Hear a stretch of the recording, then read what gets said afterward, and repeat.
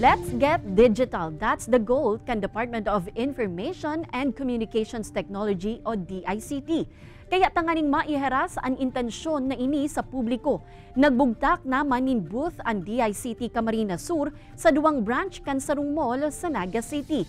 Digdi pwedeng magpatabang ang sisay man na ma-download asin ma-access kan eGovPH app sa indong cellphone. Pwede digding ma-access ang pirang government services arug kan PhilHealth portal, maka-generate nin digital national ID asin an e-travel na kinakaipuhan kan mga OFW. Pwede man maggibo digdi nin resume para matabangan kan dole na makahanap nin trabaho.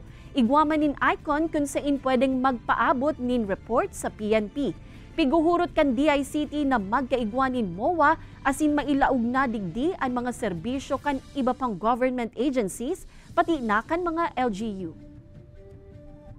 Very safe siya kasi inaagadan mo na ning MPIN. So para siyang bank application na bago mo ma-access kailangan may MPIN.